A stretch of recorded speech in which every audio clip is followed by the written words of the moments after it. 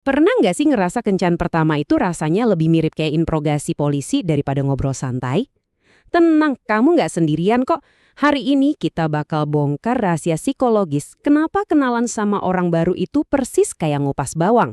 Kadang bikin nangis, tapi ujung-ujungnya bisa jadi enak banget.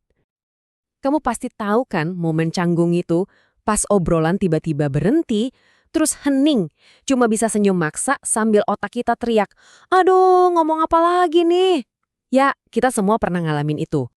Percaya atau enggak, jawaban dari semua kecanggungan itu ternyata ada di dapur. Beneran.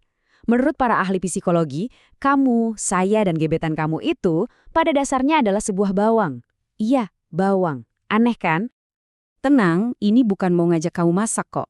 Jadi, ada dua psikolog keren, namanya Altman dan Taylor, yang di tahun 70-an gitu punya ide cemerlang yang mereka sebut teori penetrasi sosial. Gampangnya, mereka bilang kepribadian kita itu berlapis-lapis. Coba deh lihat gambarnya. Keren ya analoginya? Bayangin aja dirimu itu bawang. Orang lain tuh nggak bisa langsung tahu inti dirimu yang paling dalam. Mereka harus mengupas lapisan luarmu dulu satu persatu. Nah, proses pengupasan inilah yang namanya penetrasi dalam teori ini. Dan ini dia nih, peta bawangnya. Lapisan paling luar itu isinya hal-hal umum, kayak hobi, musik favorit, info yang aman lah buat dibagiin ke siapa aja. Masuk dikit, ada lapisan tengah. Di sini ada pandangan politik kamu, opini sosial, ini biasanya buat teman atau rekan kerja. Lebih dalam lagi, ada ketakutan, mimpi, bahkan trauma. Ini zona eksklusif buat sahabat atau pasangan. Dan yang paling inti, itulah dirimu yang sesungguhnya, yang cuma orang super spesial yang boleh lihat.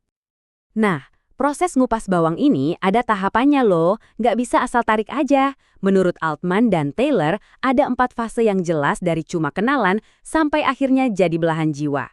Yuk kita lihat perjalanannya. Ini dia 4 levelnya. Mulai dari tahap orientasi yang isinya basa-basi doang, lanjut ke penjajakan buat nyari-nyari kesamaan, wah kita sama dong.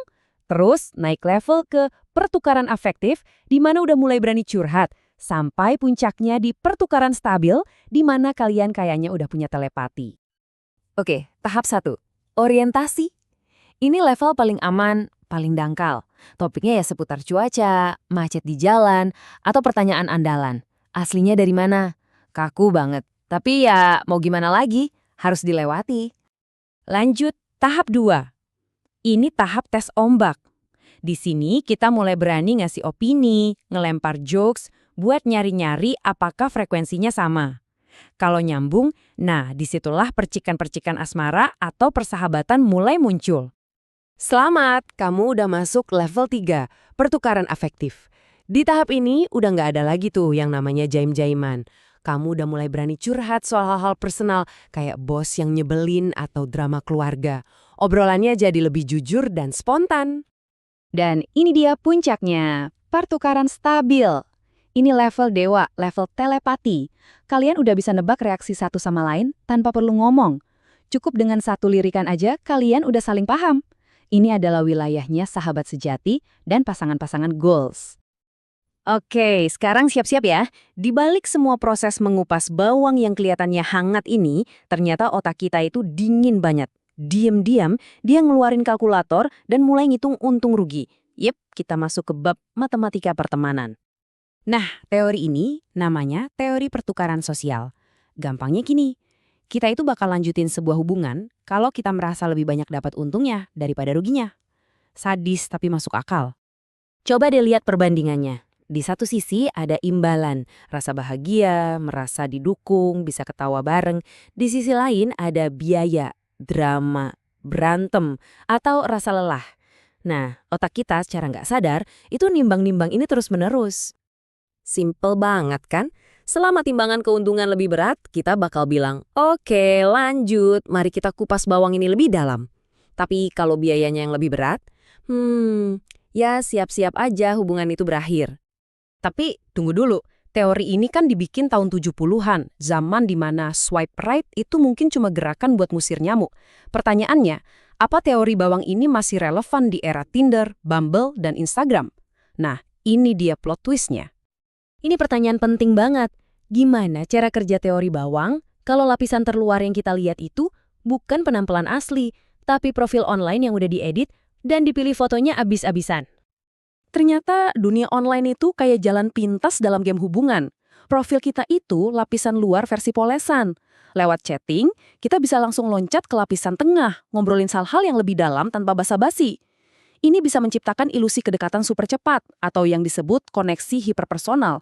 Tapi ada bahayanya. Pas kopdar dan ternyata vibe-nya beda jauh, proses kebalikan, depenetrasi alias di-ghosting, bisa kejadian secepat kilat. Sakit, tapi itu kenyataannya. Jadi, setelah perjalanan panjang mengupas bawang ini, apa sih kesimpulan utamanya? Kalau boleh disimpulkan, intinya cuma satu. Poin terpenting dari teori ini adalah hubungan yang tulus itu nggak bisa instan, nggak bisa dipaksa atau dipercepat.